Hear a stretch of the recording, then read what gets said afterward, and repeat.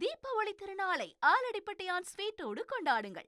சென்னையின் most loved பிராண்டுடன் உங்கள் தீபாவளி தித்திக்கட்டும். பெங்களூரு ஹோசூர் இடையிலான மெட்ரோ ரயில் சேவையை செயல்படுத்த தொழில்நுட்ப ரீதியில் சாத்தியமில்லை என பெங்களூரு மெட்ரோ ரயில் நிறுவனம் கூறியுள்ளது. இது தொடர்பான முழு விவரங்களோடு இணைகிறார் நமது செய்தியாளர் பாரதி ராஜா.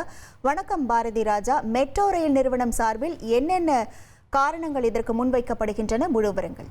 முதல்ல இந்த திட்டத்தோட பின்னணி என்ன அப்படின்றத பார்க்கணும். தமிழ்நாடு, கர்நாடகா இது இரண்டு மாநிலங்களை இணைக்கும் பகுதியில் மெட்ரோ சேவையை அறிமுகப்படுத்த திட்டமானது தீட்டப்பட்டது. இதுக்கு முக்கியமான காரணம் என்னன்னு பார்த்தீங்கன்னா, ஒசூர் ஒரு தொழிற்சாலைகள் மிகுந்த நகரம், அதே போல பெங்களூரு தொழில்நுட்ப நகரம். இந்த ரெண்டு நகரத்திலையும் மக்கள் அங்கிருந்து இங்கே வராங்க, கம்பெனியில் வேலை பார்க்கறதுக்காக, இங்கிருந்து தொழில்நுட்ப நிறுவனங்களை வேலை பார்க்கறதுக்காக மக்கள் அங்கே போறாங்க.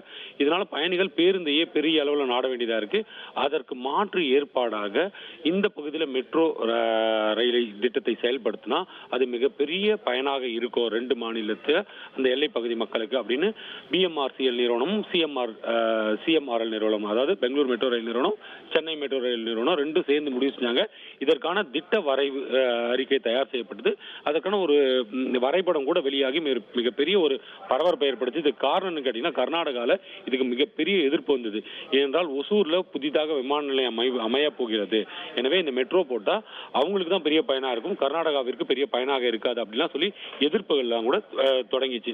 இந்த நிலையில தான் பெங்களூரு மெட்ரோ ரயில் நிர்வாகம் தற்போது ஒரு அதிர்ச்சி தரும் தகவலை அரசுக்கு அறிக்கையாக சமர்ப்பித்திருக்கிறது.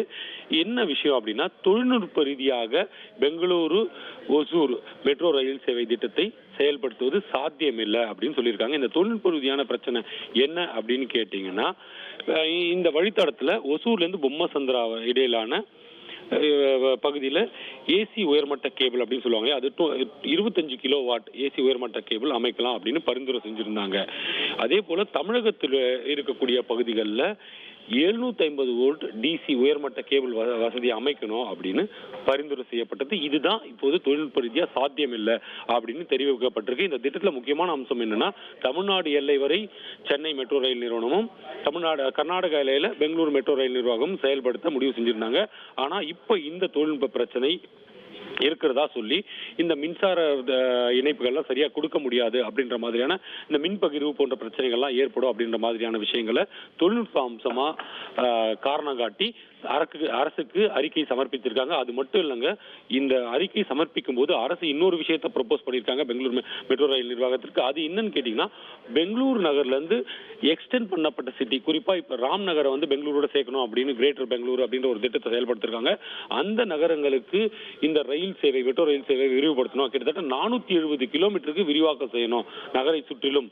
அது பல்வேறு பகுதிகளை கனெக்ட் பண்ணணும். இதுக்காக 470 கிலோமீட்டர் அளவிலான இந்த திட்டத்தை தயாரிக்கணும். அதுக்கான திட்ட வரைவு அறிக்கையை தயார் பண்ணுங்க அப்படின்னு சொல்லியிருக்காங்க. ஒரு பக்கம் பெங்களூரு ஒசூர் மெட்ரோ ரயில் திட்டத்தை புறக்கணிச்சிருக்கிற அதே வேளையில அரசு இதுக்கு தொடர்பாக இன்னும் முடிவு எடுக்கல அப்படின்னாலும் கூட அடுத்த திட்டத்துக்கு திட்ட வரைவு அறிக்கையை தயார் பண்ணுங்க அப்படின்னு சொல்றது ஒரு மிகப்பெரிய விஷயமா தான் பார்க்கணும்.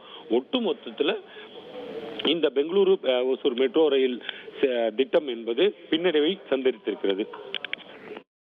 உங்கள் விவரங்களுக்கு நன்றி பாரதி ராஜா. தீபாவளி திருநாளை ஆலடிப்பட்டியான் ஸ்வீட்டோடு கொண்டாடுங்கள். சென்னையின் மோஸ்ட் லவ்ட் பிராண்டுடன் உங்கள் தீபாவளி தித்திக்கட்டும்.